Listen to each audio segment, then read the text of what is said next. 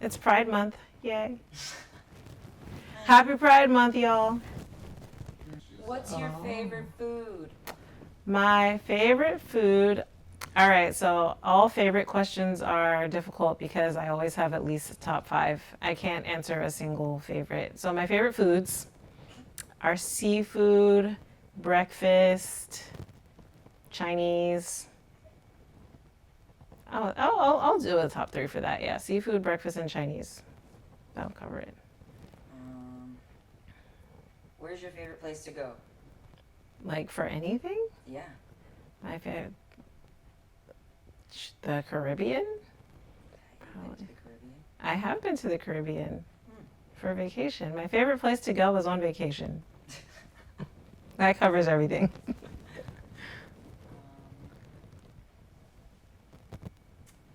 Jeez.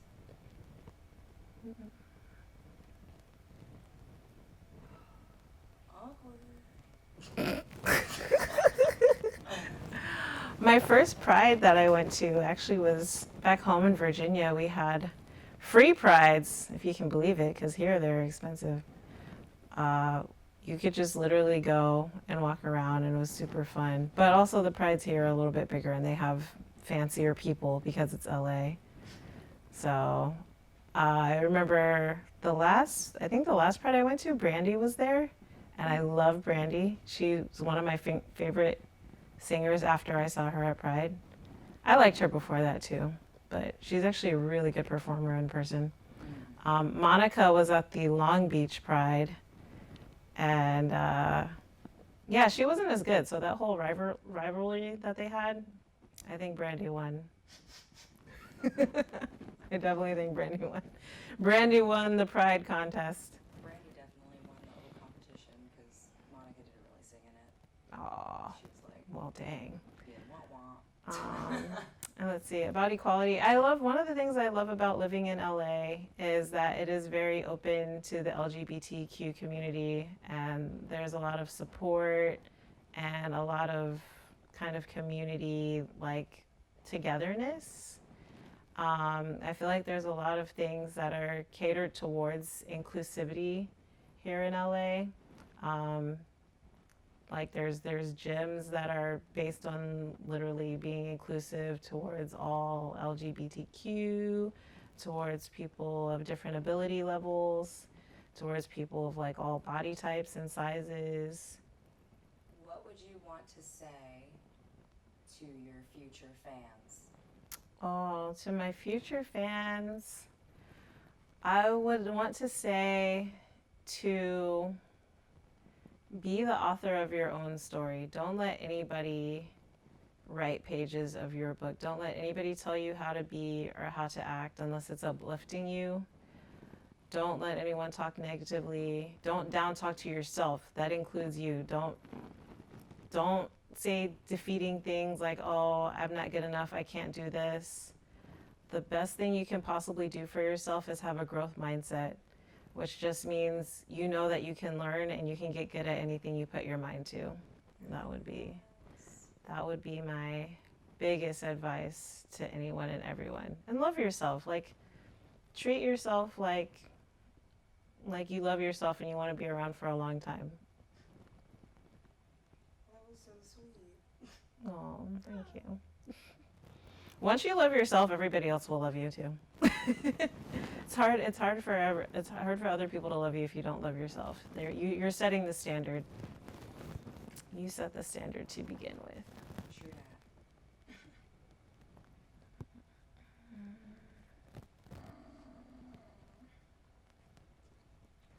Why does Pantera fight? I fight because I love the sport. I love how it's it's such a sport that no matter what age you start, like there's people that start very young, but there's also people that start older.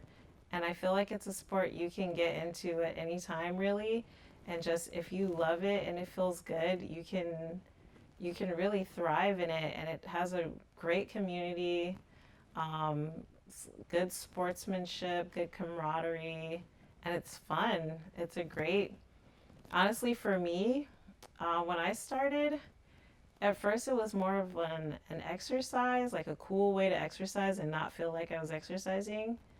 But then the competition and the challenge of it was just so, I don't know, it just like pulled me in. And the more I rolled, the more I went to practice, the more I wanted to go because I could feel myself getting stronger. I could feel my confidence building. It was literally like a whole mental, in addition to physical activity, that I felt like contributed a lot of meaning to my life during that time and a lot of growth and positive self development, in addition to like honing my body awareness.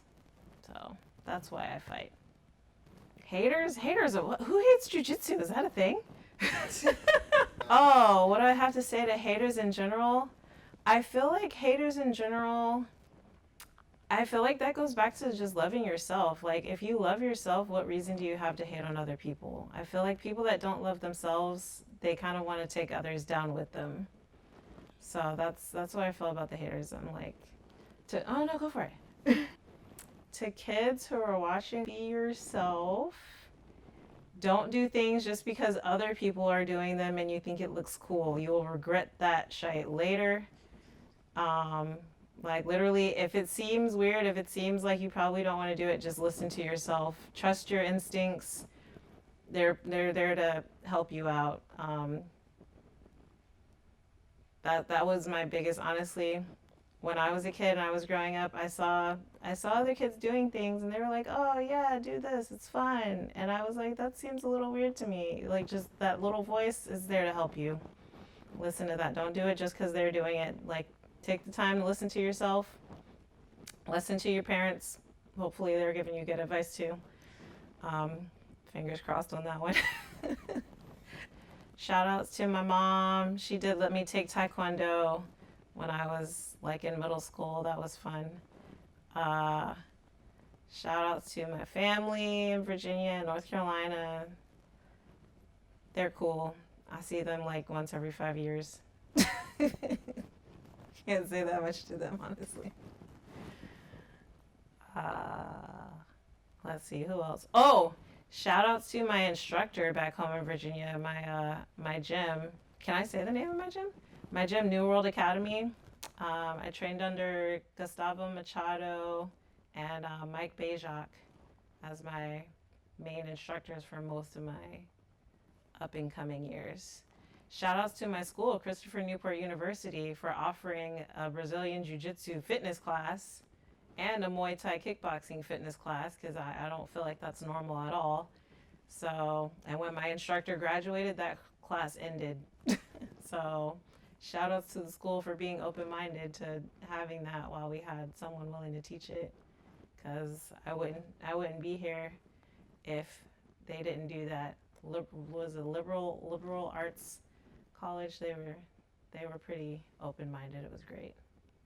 My toughest challenge as a woman. Oh, my toughest challenge as a woman, honestly, is wanting to empower, like seeing the struggles that other women have to go through, and knowing that a lot of them, they don't have to go through them. Like, I want to empower other women to be strong and be confident and be bold and not feel like they have to be demure or shy or shrink away or avoidant. Um, just, I feel like when I was younger, I had more of like the shy mindset and mentality, and it did not serve me. It didn't serve me at all. Like, I feel like I came into myself and I was the most myself when I was unapologetically woman and not afraid to speak my mind and not afraid to, like, if some guy hit on me and I didn't like him, to say that, like, and not have to try to deflect and say, oh, I have a boyfriend, or oh, I don't speak English, or whatever kind of excuses that we feel like we have to make up. So I feel like just wanting more women to be empowered, to be their full selves and not be worried, not feel scared walking down a street by themselves, not feel scared to like go to a club and wondering about who they can trust and who they can't. That's my biggest struggle as a woman, just seeing all those things that we go through as a collective. What was the second question? Oh, growing up as a kid. Yeah, growing up as a kid, I was bullied. They didn't like me. I was bullied. That's probably, oh, you know what? The jujitsu came from and the martial arts came from actually, I was bullied when I was like 8 by two older boys. They were like 13 and 14.